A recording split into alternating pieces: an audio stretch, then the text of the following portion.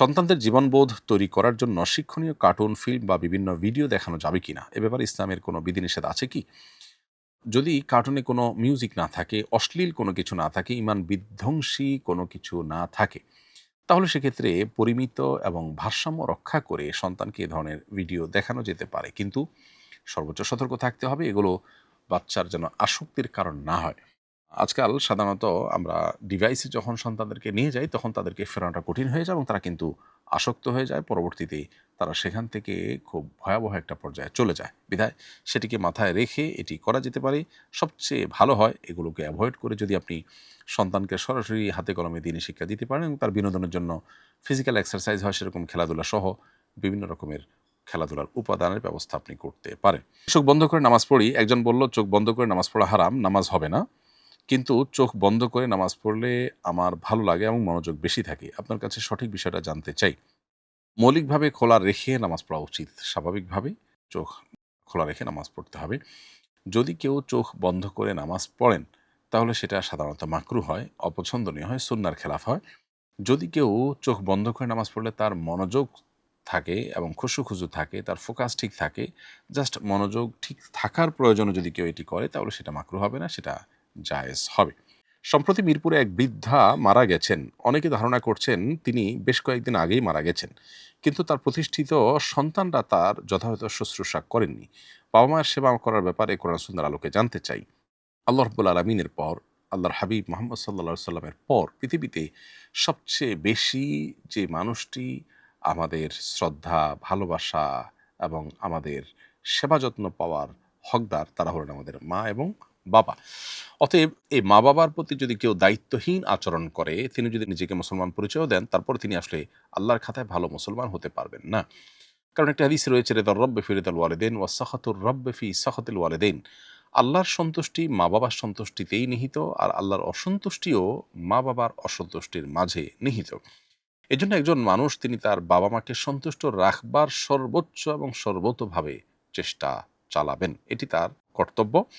সন্তান অনেক বেশি শিক্ষিত হয়েছে, অনেক প্রতিষ্ঠিত হয়েছে, কিন্তু বাবা-মার প্রতি তার ভালোবাসার যদি যেই পরিমাণ থাকার কথা সেটা যদি ঘাটতি থাকে, তাহলে এই শিক্ষা ইসলামী দৃষ্টিকোণ থেকে শিক্ষা নয়, বরং এটা মূর্খতা এবং অজ্ঞানতা।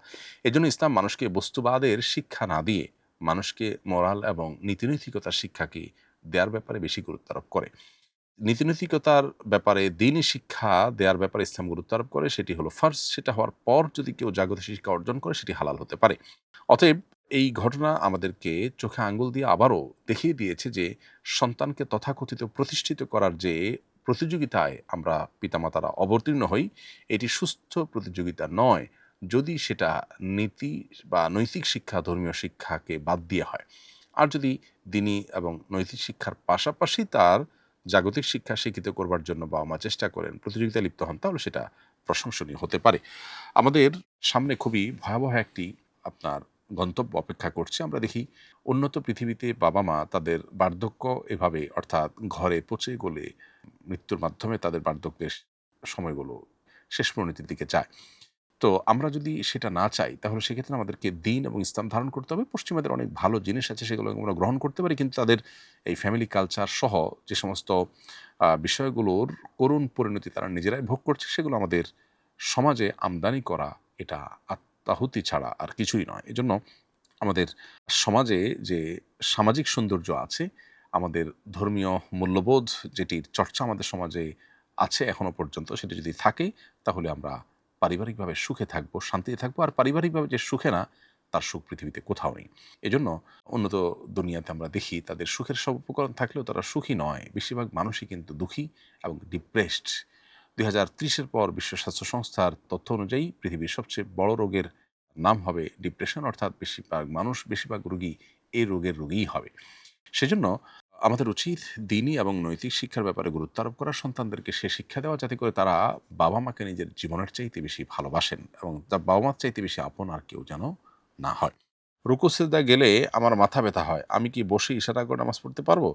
আপনি রুকু সিজদায় গেলে যদি মাথা ব্যথার পরিমাণটা এত বেশি হয় যেটা কোনোভাবেই সহনীয় নয়, বরং অসহনীয় পর্যায়ের কষ্ট যদি হয়, তাহলে সেক্ষেত্রে আপনি বসে নামাজ পড়তে পারবেন।